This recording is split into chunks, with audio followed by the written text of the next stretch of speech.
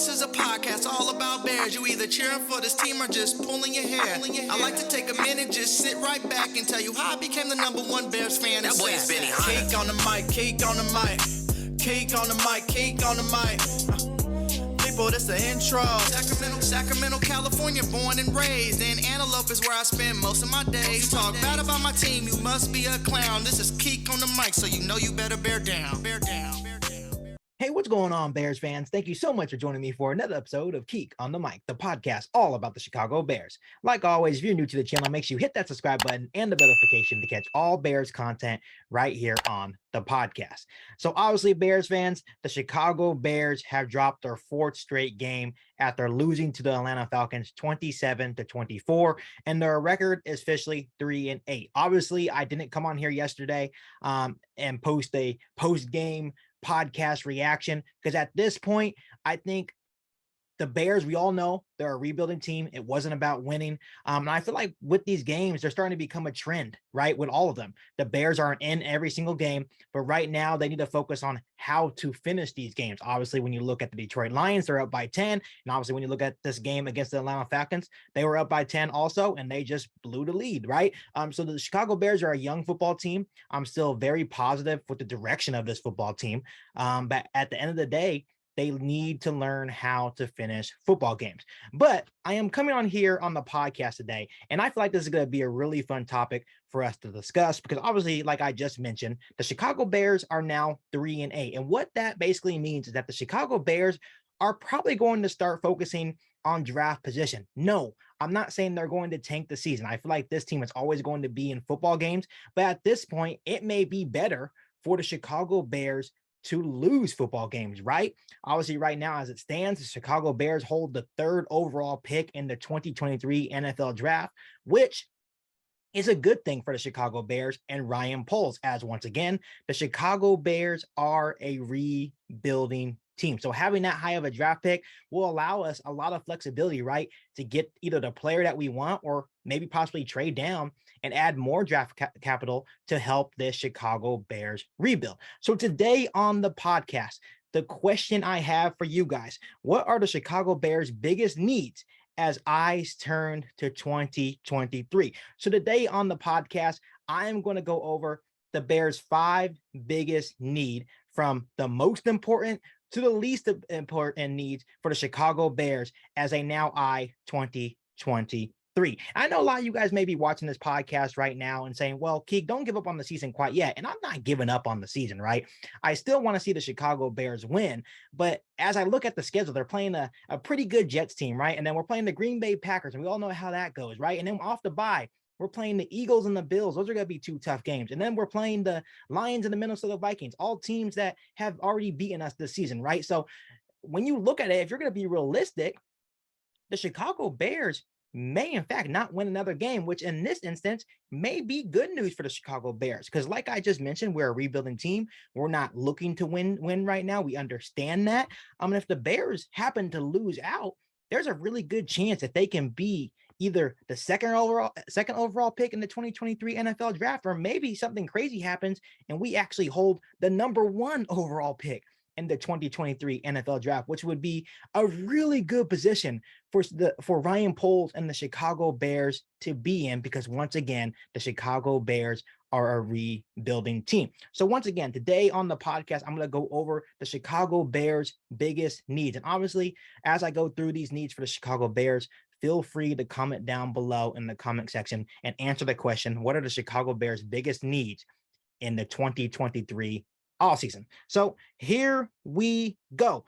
And before I go further in this podcast, I do want to say that there is some good news about this situation for the Chicago Bears that they're in, right? So obviously we all know that Justin Fields is the guy. He has shown more than enough with the guys that he has been working with, right? That Justin Fields is the franchise quarterback for the Chicago Bears. So that makes things easier for Ryan Poles, right? They're going to probably be a top 5 pick in this year's draft, but the Bears don't need to draft a quarterback. So once again, that gives them a lot of flexibility. Obviously, the Bears have a lot of young talent that they have been able to develop. Braxton Jones, Jack Sanborn, some of the guys I like to mention. But the Bears have had a lot of young guys that have had a lot of extensive playing time, which is really good when you consider that the Bears are in a rebuild. So they're going to need a lot of these young guys to develop. And obviously that's what Ryan Poles, Matt Eberflus, and all the Chicago Bears coaches wanted for this football team, is to develop their young talent that they bring into this organization. And like I already mentioned, the Bears are currently the 3rd overall pick in the 2023 NFL draft, which once again would give them a lot of flexibility. So here we go. The number one need for the Chicago Bears, and this is just my opinion. Of course, you can disagree with my opinion, but the number one need for the Chicago Bears this offseason for me is defensive line. And I know this may be an unpopular opinion, right? Because obviously the Chicago Bears offensive line has been just as bad. And I know there's a lot of Bears fans still thinking that the Chicago Bears their number one need should be wide receiver, which those are all options for the Chicago Bears, right? And that's the good thing about having the flexibility of being so high in the draft order, right? That you're going to get the pick of the litter. But in my personal opinion, I feel that the defensive line for the Chicago Bears has been worse than the offensive line and the receiver rooms for the Chicago Bears. And I'm just going to throw a stat out here in terms of the Chicago Bears defensive line for you guys. The Bears defensive line has not recorded a sack since October 13th against the Washington Commanders. And that goes on along with, they also struggle to get consistent pressure on the quarterback as well.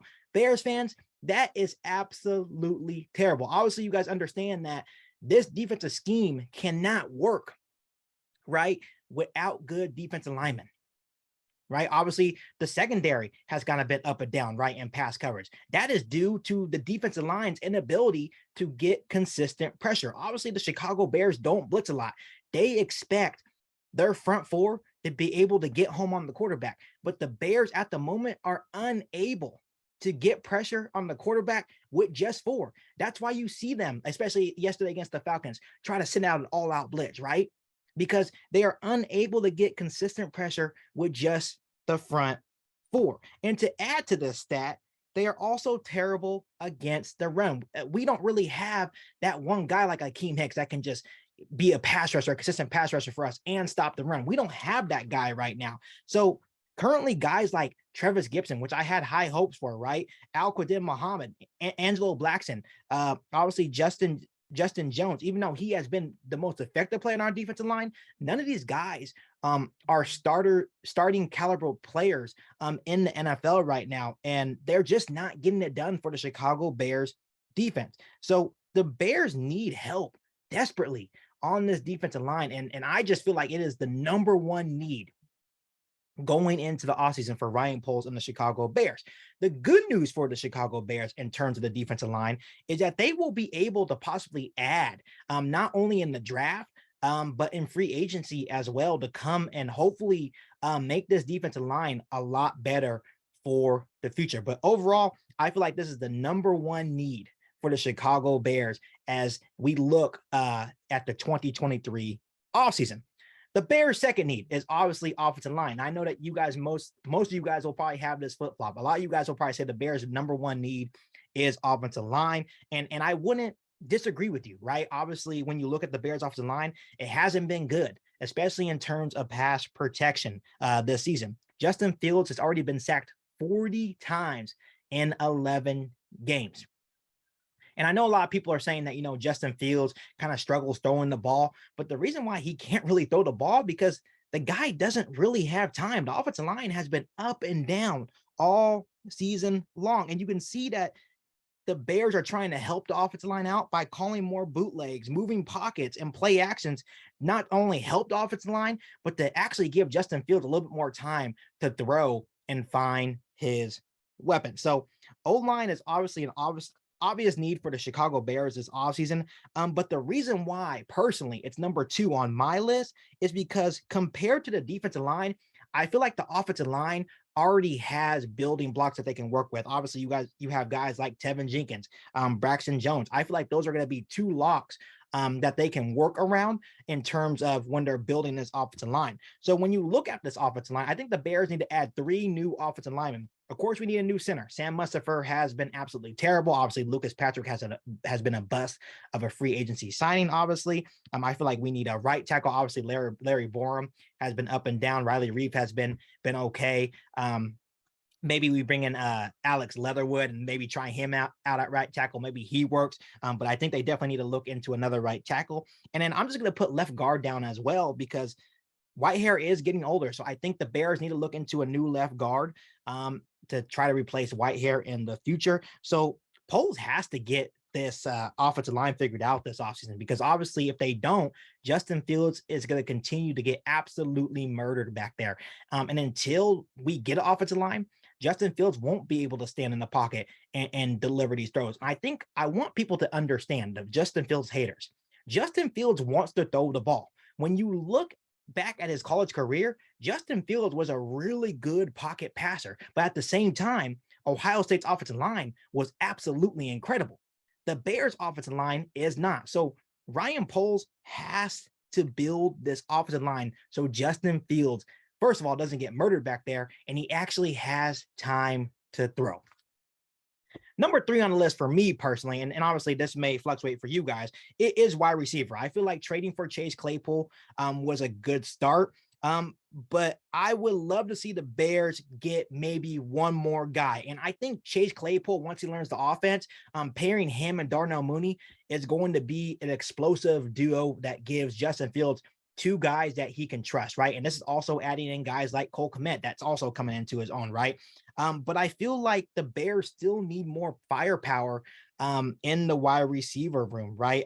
Obviously, when you look at guys like St. Brown and N'Keal Harry, even Byron Pringle, these guys are good blockers, but Justin Fields needs guys that can consistently get open and consistently make big plays, especially in crunch time, because obviously that's been a big issue for the Chicago Bears, right? They have opportunities to win, but one, the offensive line breaks down, right? And then 2, the receivers don't get open. They don't make big plays from them. And that's including guys like Darnell Mooney. Obviously, we can't really blame Chase Claypool because he's still learning the offense, but we need more guys. We need more firepower. So that's going to be, and maybe an option, maybe in the first round of the draft, right? I wouldn't pick a receiver at pick number 3, but maybe if you trade down, maybe you can get a guy like Jordan Addison, maybe Smith and Jigba, right? So there are going to be options for the Chicago Bears if they do want to add more receivers. But I think this is still a pretty big need for the Chicago Bears, especially when you consider that now that you have your guy in Justin Fields, now you need to surround them with more firepower. Number 4 on my list is linebacker. And I could even put this a little bit higher on my list. I was considering putting this at number 3 on my list, but I just felt that receiver was a little bit more of a need. But obviously linebackers is a huge need as well for the Chicago Bears as we look into the 2023 offseason. Obviously trading Roquan Smith hurt, but I think it was necessary. I don't think there's really not a lot of value for off the ball linebackers, especially you're not going to give an off ball linebacker $23 million a year. So I felt like it was necessary. Obviously, we got pretty decent compensation in return for Roquan Smith to help our rebuild, but trading Roquan Smith obviously left a huge void in the linebacker room, and now we have a huge hole to fill in that linebacker room. Right now, when you look at the Bears linebacking core, right, we don't have any Pro Bowl caliber players in that room. Obviously, Jack Sanborn looks like a keeper, obviously an undrafted free agent. He has been absolutely outstanding filling in. I think that's going to be a guy that we can develop into a real good player for the Chicago Bears for years to come. Obviously, Nick Morrow has been decent. I feel like I think we can keep him around maybe for another couple years. But I expect the Bears to be aggressive in terms of adding more playmakers to this linebacking room. Obviously, when you look at the Matt Eberflus defense, we need guys that are lengthy, right? Guys like, I can't think of the top of his name, guys like the guy from the Indianapolis Colts, right? But we need to add more playmakers to this linebacker room. But I expect the Chicago Bears to be aggressive in adding more talent in this linebacking room. My 5th and final need for the Chicago Bears as we look into the 2023 offseason is cornerback. And I feel like Ryan Poles did an outstanding job of starting this transformation of the cornerback room for the Chicago Bears last season. Obviously, when you look at last season, cornerback was probably one of the biggest needs for the Chicago Bears. And obviously he addressed that, right? He drafted Kyler Gordon, and that was a really smart pick. Obviously, when you look at a guy like Kyler Gordon, he did have his early struggles, but I feel like he is developing well and it still has a whole lot of potential, right? But I still think there's not enough quality when you look at the cornerback room. And we're definitely not done adding to that position for the Chicago Bears. Also, when you look at the cornerback room, right? Kendall Vildor has been better this year, but he's still decent as best. You want to consider him a cornerback number 1 in the NFL, right? Obviously, Jalen Johnson is solid, but I think at this point, I think we can understand that he kind of struggles forcing turnovers, which that's not always the main thing for a cornerback. But at the same time, when you get your hands on the football, right, you need to be able to make some plays. So the cornerback room, when I look at the Bears cornerback room, I would really like to see the Chicago Bears add one more guy. And I don't think they're going to add a cornerback like early, like first or second round in the NFL draft. But I could definitely see them drafting one more cornerback or maybe even adding in free agency, whoever is out there. But the Chicago Bears definitely need one more good player in that room to make that room really complete, right? Because obviously I like Kyler Gordon. I still like Jalen Johnson. Obviously you can add Jaquan Brisker to the mix, right? I think that room is forming well. So kudos to Ryan Poles to beginning that stage, right, of forming that cornerback room last year, but I still think they need one more guy. And I do want to add this in terms of the entire secondary, right? Because at times it looks like the secondary is lost. But think of this. Once the defensive line improves, I think the secondary will improve, right? I think the defensive line, once again, is the biggest need for the Chicago Bears. Because once that D line is set, this Bears defense will be a whole lot better. So Bears fans, that is the 5 biggest needs, in my personal opinion, that the Bears need to address in the 2023 offseason. Obviously, I'm not going to do any Chicago Bears mock offseason until the season is officially over. But as it stands right now, Bears fans, the Chicago Bears are 3-8. And at this point, I feel like you guys will agree with me when I say this. Of course, we want to see our Chicago Bears win every single game. But at this point, I don't think we'll be mad if they lose either, right? Because at this point, it's all about, is Justin Fields developing? Are other young guys developing well? And I think we can safely say that, yes, this is still a well-coached team. I think the coaching staff, Ryan Poles, is still doing a great job. And obviously, we have to understand that Ryan Poles has a plan for this team. And I think at the end of the day, that's all that matters. And I think as of now, we can really start looking into the future, 2023 and beyond. And I think the Chicago Bears are going to be well set up for years to come. Before I let you guys go, let me ask you guys this question one more time. What are the Chicago Bears' biggest needs as they turn to 2023? Let me know down below in the comment section. Before I let you guys go, make sure you hit that subscribe button and the bell notification to catch all Bears content right here on the podcast. Make sure you follow me on all my social media platforms. Make sure you share this episode of Geek on the Mic with every single Bears fan that you know. But other than that, be back for an all new Bears podcast right here on Geek on the Mic. Thanks, guys, and bear down. You ain't bout it, you ain't bout it, you ain't Geek on the Mic. You ain't bout it, you ain't bout it, you ain't Geek on the Mic. You can go and subscribe, cause I be on it right. You ain't bout it, you ain't bout it, you ain't Geek on the Mic.